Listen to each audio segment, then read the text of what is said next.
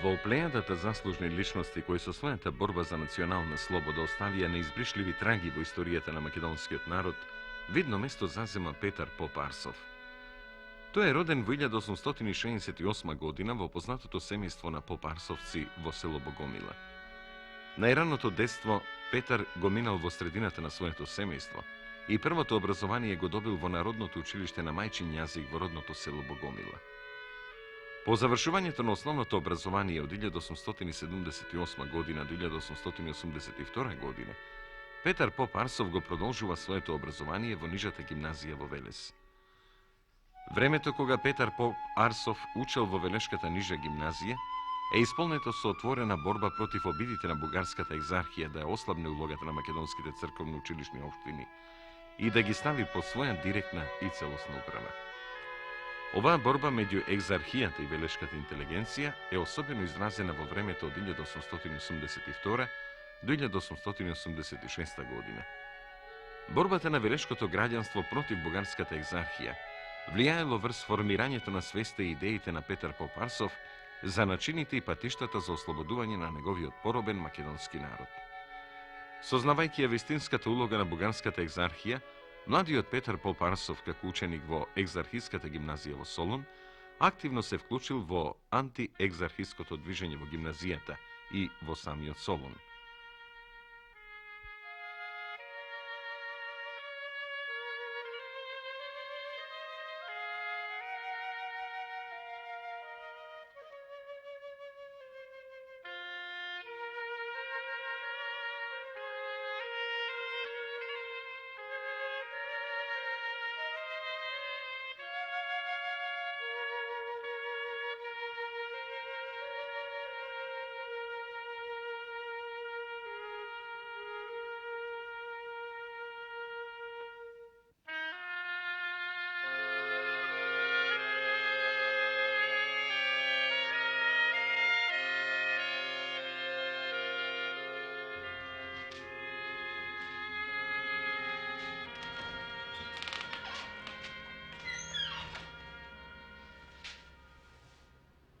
Еј, што ви е? Зошто сте така замислени?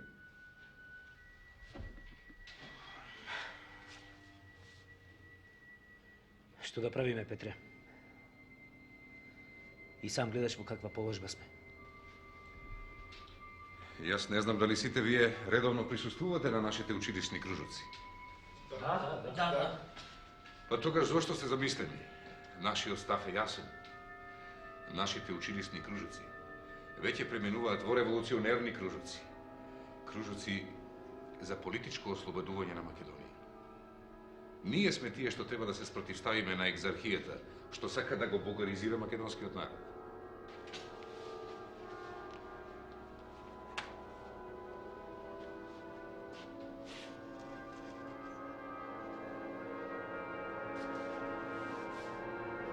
Се согласувам со тебе, Петре.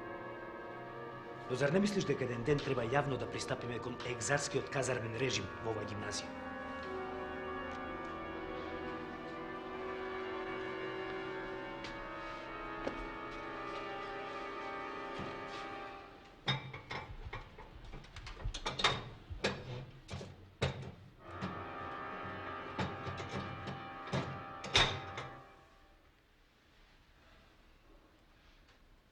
Кога би се кренеле само за подобри услови за живење, екзархијата ќе ни вети, но нема да го исполни нашето барање. Затоа, кога веќе се креваме, треба да истапиме со едно општо барање за подобри услови за живење, но и предавањата да бидат на македонски, наш јазик, а не на бугарски.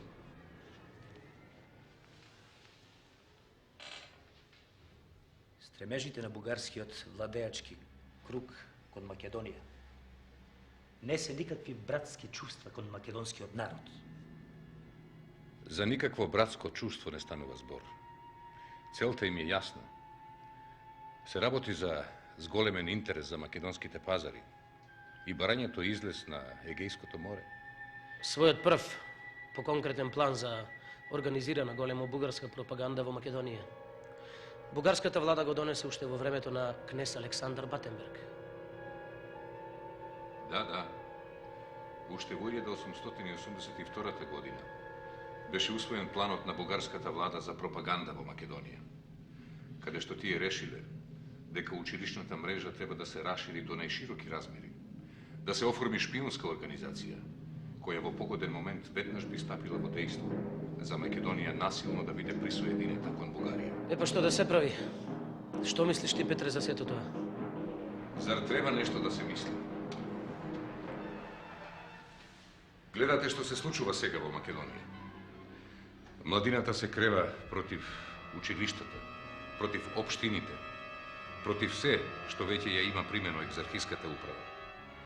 Училишниот оддел во Цариград, што треба да се грижи за доброто на Македонија, работи така што нашата татковина залича на исцеден лимон. Голем дел од македонската интелигенција веќе ја напушти земјата. Но мислам дека е добро тоа што ние овде во Солунската гимназија се собираме отворено да и се спротивставиме на екзархијата и на незината агентурска улога во Македонија за бугаризирање на македонскиот народ. Ние треба да се бориме против тоа. Зашто веќе не се издржува? Време за размислување нема. Оваа учебна година ќе биде запаметена.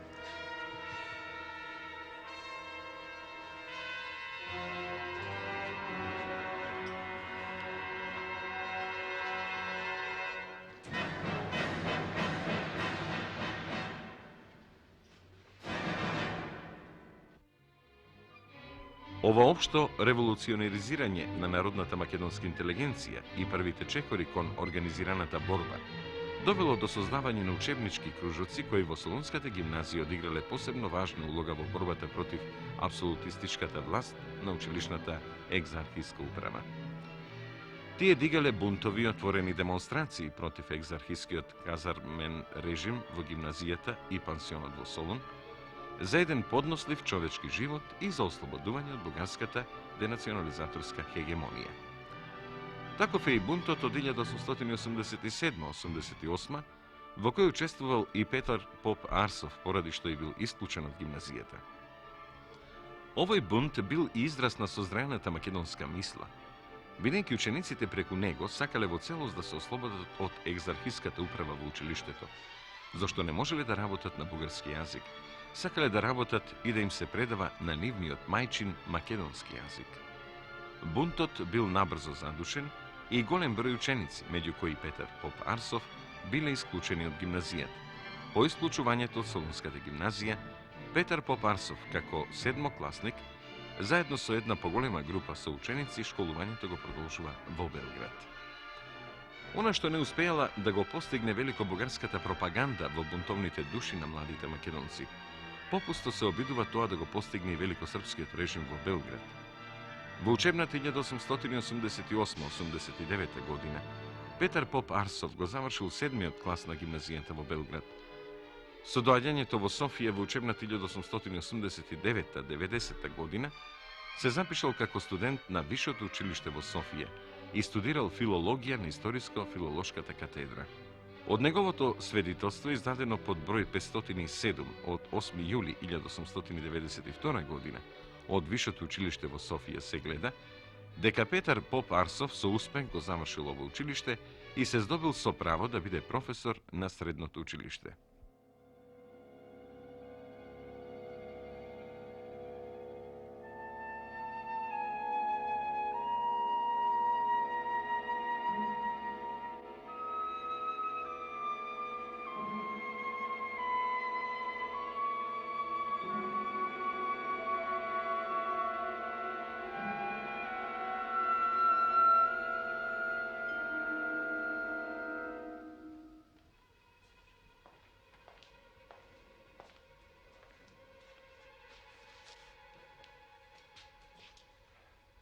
Добар ден, другари. Здрав, Петре. Добре. Седи. Ќе се напиеш една ракија. Може. Гарсон. Донеси уште една ракија.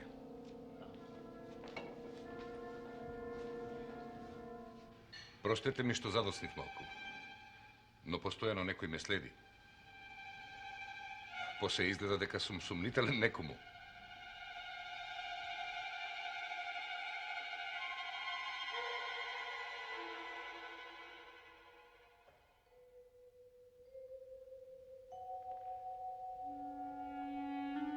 Уште не сме почнале да работиме како што треба во нашата книжевна дружина. А веќе се јави отпор кај бугарските владеачки кругови. Кога за прв пат се видовме, Петре, и на тоа мислевме. Само ме чуди што некои од другарите подлегнале на великобугарската шовинистичка политика. Не брзајте, другари. Ние ништо лошо не мислиме за македонскиот народ. Да го оставиме сега тоа.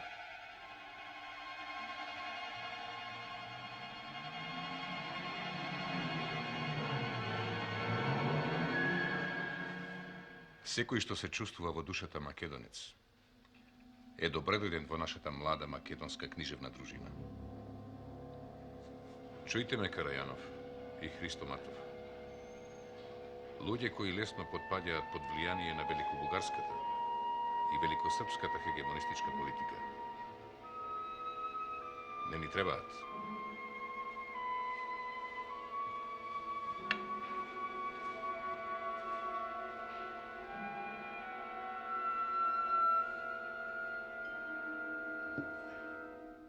Истото мислење го имам и јас. Вие сте предавници. Ама зошто? Како предавници?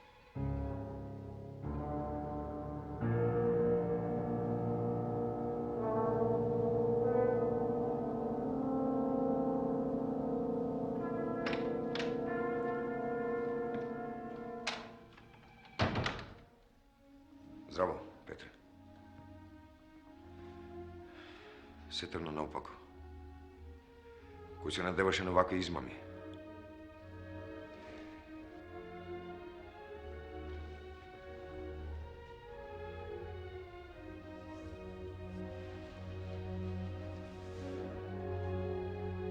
Не знам.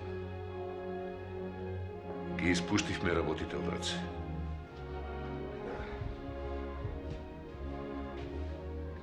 Кога дојде умот, си отиде кумот. Што стана видовме, а сега што понатаму?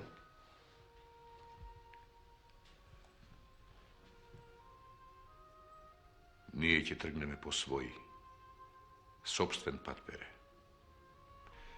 Нашата дружина ќе има свој весник и во него ќе ја објавиме нашата програма. Сакаме да ја разбудиме свеста кај македонскиот народ и да го поттикнеме во борба за ослободување на својата татковина.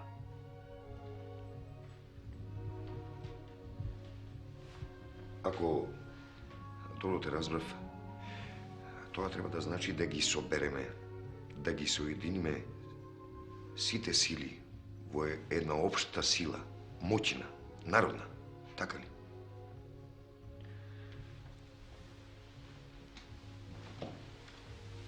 Токму така. Ако сакаме да ја обезбедиме иднината на нашата татковина, потребно е да ги собереме, да ги обединиме сите сили народни. Сака да кажеш, тоа треба да биде стремежот на секој, макар и малку чувствителен македонец, нели? Токму така. Каде и да се наоѓа тој? Младата македонска книжевна дружина имено таа цел ја има предвид. Заборавих за вестникот да те прашам, ми кажуваше нешто. А да, ќе изумев да ти речам. Намислил сум да се вика Лоза. Во нејзиниот прв број ќе го отпечатиме уставот на нашата млада македонска книжевна дружина. Изумив. Да ти покажам нешто, веќе работев на тоа. Појавата на младата македонска книжевна дружина и нејзиниот орган Лоза за македонскиот народ има големо историско, национално, политичко и културно значење. Петар Поп Арсов и неговите соработници направија обид да го воведат македонскиот јазик во литературата и во печатот и да поведат активна борба против бугаризацијата. Јасната македонска ориентација, што избила преку првиот број на Лоза, предизвикала силен бран на противење од страна на официјалните стамболовски кругови, додека Петар Поп Арсов и неговите другари биле прогласени за еретици и сепаратисти и како опасни за великобугарската политика спрема Македонија, се протерани од Бугарија, а списанието Лоза беше забрането. По протерувањето од Бугарија, Петар Попарсов во учебната 1892-93 година работи како професор во Скопје. И тука тој веднаш се зафаќа со организирањето на отпорот против туѓите влијанија, како против великобугарската, така и против великосрпската пропаганда, која во тоа време земала се поголем замав токму во Скопје, како доследен и проверен противник на екзархијата, која всушност била главниот спроводник на великобугарската политика во Македонија. Тој веднаш се вклучува во борбата што ја водел скопскиот митрополит Теодосија за осамостојување на Македонската црква и за обновување на Охридската архиепископија. Во 1893 година Петар Поп Арсов е во Солун, како професор во Солунската гимназија. Тука тој е во постојан контакт со своите стари познаници и соборци. Набрзо кај македонските револуционери во Солун се родила идејата за формирање на една организација што ќе ги собере сите сили во Македонија, што се готови исцело да и се посветат на борбата за ослободување на својата татковина.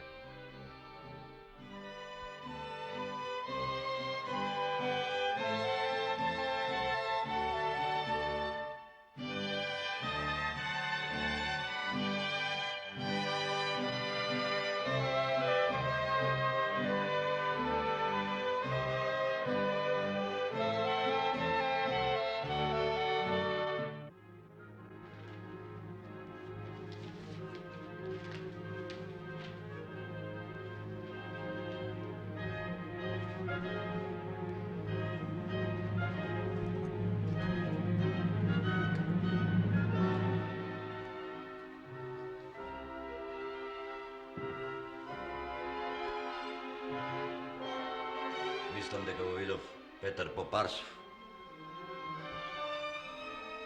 Тој секогаш успева на време да стигне.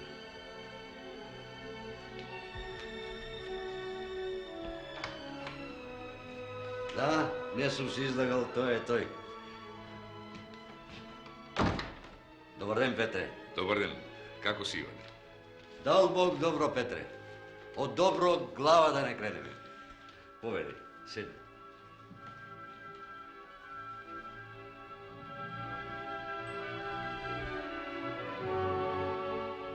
За добро и се собравме. Да. Денес е 5 ноември 1893 година.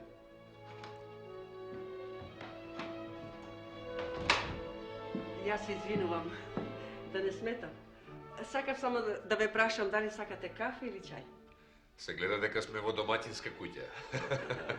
Јас мислам дека добро ви ни дошло да сите по еден чај. Може.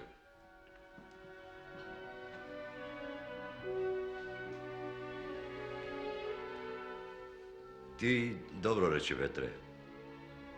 Заедно се собираме. Затоа јас имам еден предлог. Јас мислам дека во нашава револуционерна организација треба да ја вклучиме и интелигенцијата од цела Македонија. Ова што го предлага Иван е сосема во ред. Не можеме да водиме борба само ние неколкумина. Потребно е општенародно востание што ќе се организира низ цела Македонија. А успехот зависи од цврстата организација. Затоа е потребно да се има централен комитет што ќе раководи со сите акции.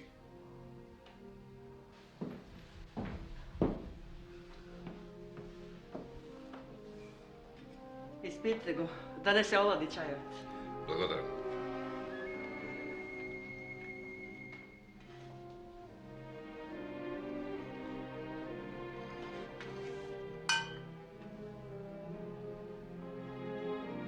Ова ми мириса на враќање кон најдуцвото, Петре. Но што се може? Таква е судбината на Македонија. За маки е родена.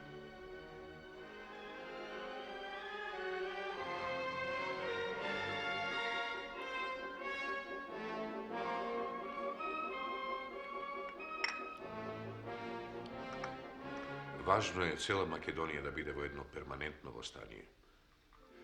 Затоа, браќа македонци, да им покажеме на сите дека Македонија и по петвековното робство раѓа и синови и јунаци што ќе ја доведат еден ден до конечно ослободување.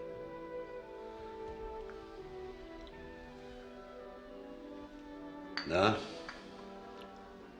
5 векови робуваме на османлиите.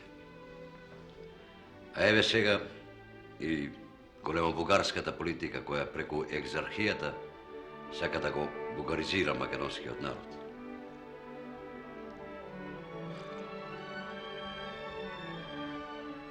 Наша цел е да се покрене прашањето за политиката на екзархијата, Иване. Сите оние што се за екзархиската, централистичка политика, да се сметаат за неблагонадежни, а оние пак што се за децентрализација и на црковното, и на училиштото дело во Македонија, да се посветат на револуционерната идеја. Другари, сега, кога големобугарската државна политика се обидува преку екзархијата да го бугаризира македонскиот народ, јас мислам дека за тоа би требало да се напише книга. Да се напише книга во која ќе ја разоткриеме вистинската улога на бугарската екзархија во Македонија. Мислам дека Петре Поп Арсов тоа најдобро би го напишал.